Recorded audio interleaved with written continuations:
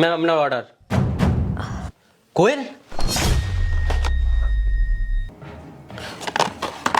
কি হলো দাদা? না ম্যাডাম কিছু না। এই নিন ম্যাডাম আপনার অর্ডার। ঠিক আছে দাদা। আচ্ছা ম্যাডাম, বলছি ওই আমার না ফোনটা সুইচ অফ হয়ে গিয়েছে, তো 10 মিনিট আপনার ঘরে একটু চার্জে বসিয়ে দেবো? ঠিক আছে, আসুন ভেতরে। Thank you.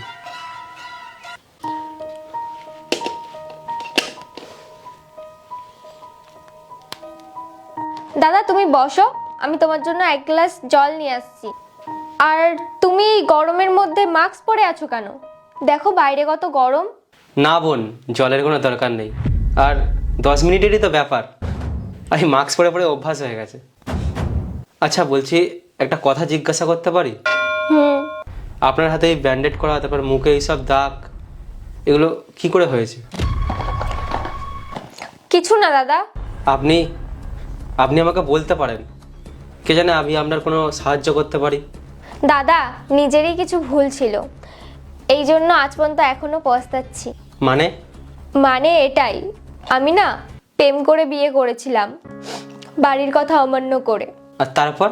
বাড়িতে বলেছিলাম মা বাবা দাদাকে, কারো ছেলেটা পছন্দ হয়নি। ওরা হয়তো বুঝে গেছিল ছেলেটা আমার জন্য ঠিক না, তারপর ওরা ঠিক করে নিয়েছিল ওই ছেলেটার সাথে আমাকে বিয়ে দেবে না। তারপরে আমি ছেলেটার সাথে বিয়ে করে এখানে পালিয়ে এসেছি। তারপর তোমার এরম অবস্থা কি করে হলো? এই এতগুলো দাগ মুখে, এই হাতে ব্যান্ডেড। প্রথম প্রথম তো সবই ঠিক ছিল, কিন্তু ও এখন আমাকে খুব মারে, আমার ওপর তো খুবই চেল্লায়, আর যদি কোনো ছোটখাটো ভুল করি না। ম্যাডাম কেঁদো না, আগে তুমি এইটা বলো যে তুমি তোমার বাড়ির লোকের সাথে কোনো কন্ট্যাক্ট করোনি?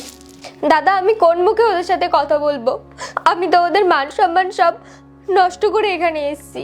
বোন একটা কথা বলবো, মা বাবা নিজের বাচ্চার ওপর যতই রাগ করুক, কিন্তু সারা জীবন রাগ করে থাকতে পারে না। তুমি তো একবার ট্রাই তো করতে পারতে।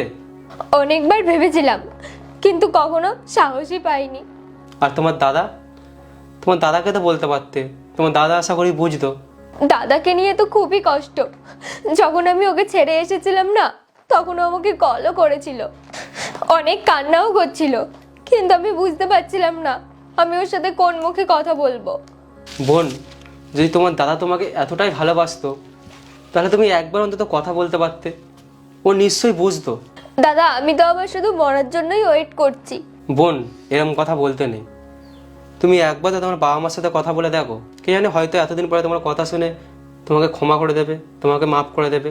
না দাদা, আমি পারবো না।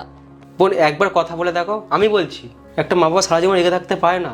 যদি তোমার কিছু হয়ে যায়, একবার ভেবে দেখো তো তারা কি করবে, তারা পাগল হয়ে যাবে। একবার কথা বলে দেখো না। বোন, একবার প্লিজ।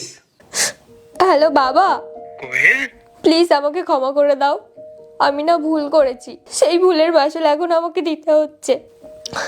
বাবা আমি না এখান থেকে আস্তে আস্তে মরে যাচ্ছি, প্লিজ এখান থেকে আমাকে নিয়ে যাও।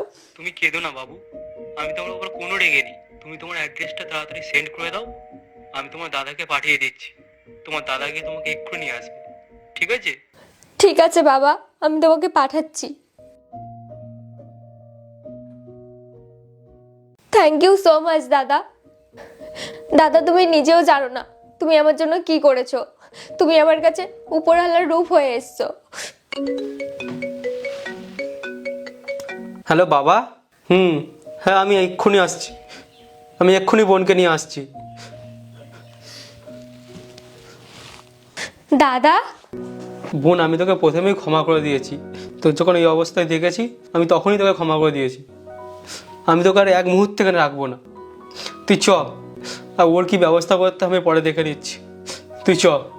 অনেক সময় আমরা আমাদের বাবা মার কথা শুনি না, মনে রাখবে।